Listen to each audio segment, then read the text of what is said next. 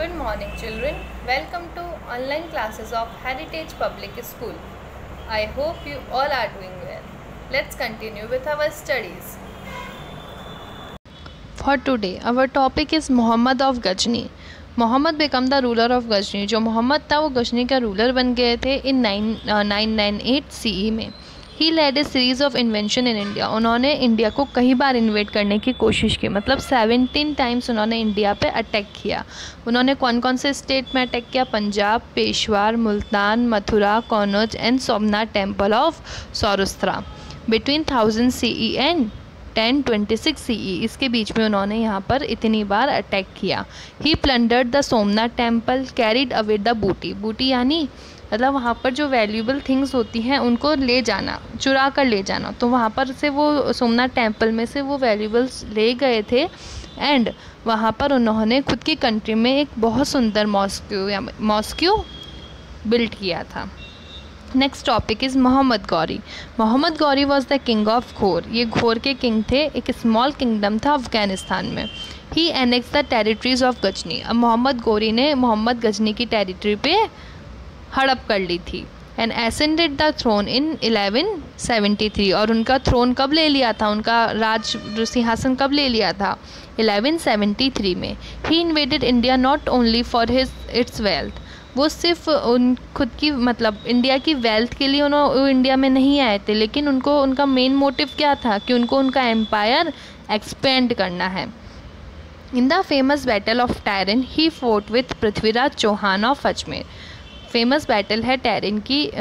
उसमें उन्होंने किसके साथ फाइट किया था? पृथ्वीराज चौहान के साथ.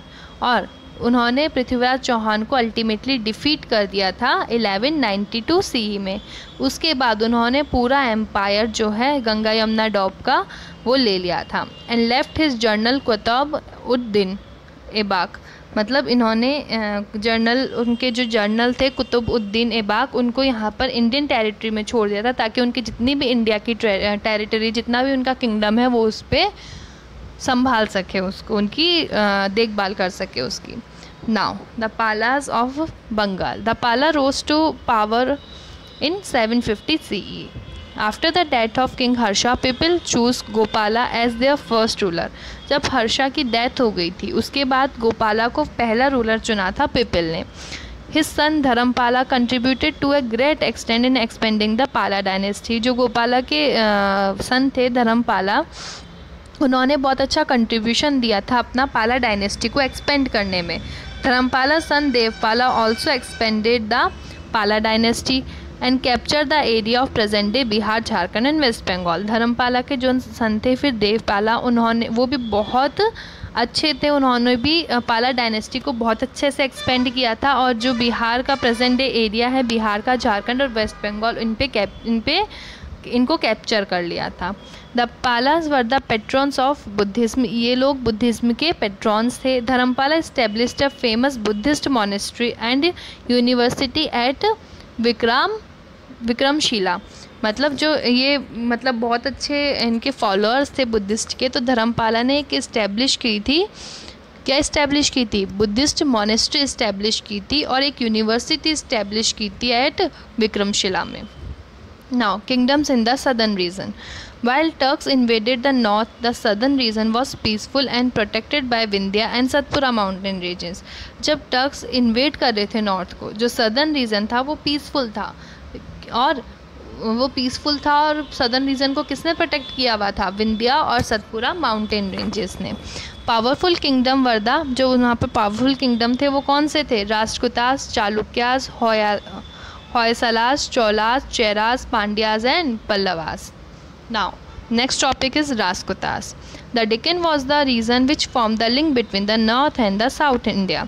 जो Deccan था वो रीजन था जो कि कैसे फॉर्म हुआ था?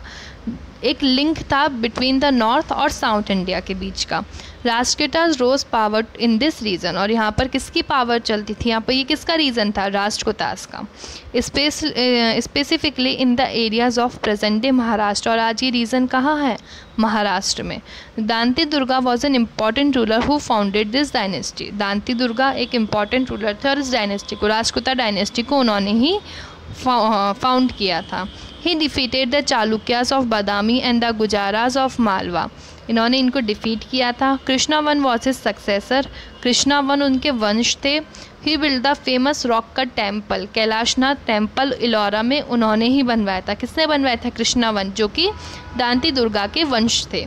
All the Rashtrakuta king was said to be a great warriors, जितने भी राष्ट्रकूटा के किंग बने उनको एक ग्रेट वॉरियर माना जाता है। ध्रुव धारावर्षा राष्ट्रकूटा रूलर डिफीटेड द पाला एंड एनेक्स्ड कौनज, एक फिर ये राष्ट्रकूटा रूलर थे, इन्होंने किसको हरा दिया था? पालास को, और कौनज पे अपना कब्जा जमा लिया था। Another Rashtrakuta king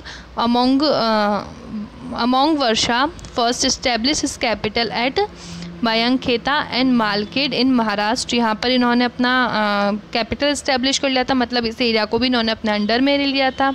he was a great scholar, writer and patron of art and architecture, मतलब वो उनको इन सब चीज़ों का बहुत शौक था। राइटिंग वो करते थे, आर्ट एंड आर्किटेक्चर में उनका इंटरेस्ट था, एक ग्रेट स्कॉलर भी वो थे। उन्होंने एक पोएम भी लिखी थी कन्नड़ में, एंड कविराज मार्गा, ये क्वाइट फेमस पोएम है।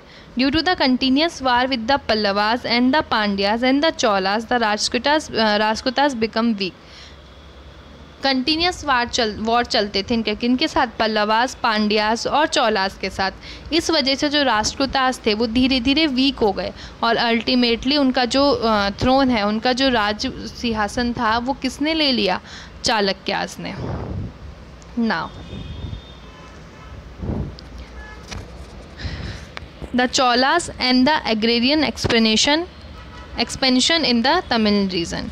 This dynasty was founded by Vijayalaya. ये डायनेस्टी किसने फाउंड की थी? विजयलया ने। The Chola dynasty ruled over Tamil Nadu and parts of Karnataka, जो चोला डायनेस्टी थी वो किस पे रूल करती थी? तमिलनाडु और कुछ पार्ट कर्नाटक का। Their capital was at Tanjore, यहाँ इनकी कैपिटल कहाँ थी? तंजौर में। The period of their rule is referred as classic age of South Indian history, इनका जो पीरियड था रूल का उसको क्लासिक एज बताया जाता है इन साउथ इंडिया की हिस्ट्री में। The two great rulers of the Chola dynasty was Raja Chola first and his son Rajendra Chola. Raja Raja one admire the territories in the south by his sheer ability, Raja जो वन थे उन्होंने इनकी टेरिटरीज को एडमिनिस्टर किया था बाय हिज शीर एबिलिटी, मतलब उनके अंदर बहुत अच्छी एबिलिटी थी, बहुत अच्छी उनके अंदर मिलिट्री स्किल्स थी। He defeated the Cheras at Thiruvananthapuram, उन्होंने चेरास को त्रिवनंतपुरम में डिफीट कर दिया था। To gain control over the trade with the Arabs on the western coast, ताकि वो वेस्टर्न कोस्ट में अपना जो ट्रेड है उस पर कंट्रोल हासिल कर सके। He also defeated the Pandyas of Madurai, Madurai में उन्होंने पांड्याज को भी डिफीट कर दिया था।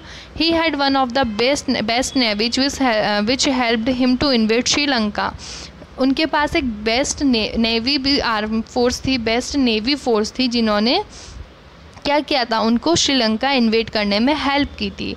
And he annexed its Nadan port, और उन्होंने क्या एनेक्स्ट कर लिया था? Nadan port. He introduce the local self government as an important part of the Chola administration, उन्होंने सेल्फ गवर्नमेंट को इंट्रोड्यूस किया था चोला एडमिनिस्ट्रेशन में। He is well known for constructing the beautiful Shiva temple at Tanjore, उन्होंने बहुत अच्छा टेम्पल तांजोर में बनवाया था। कॉल्ड राजा राजेश्वरम और बिरहादेश्वरा टेम्पल, ये इन्होंने टेम्पल्स फॉर्म करे थे।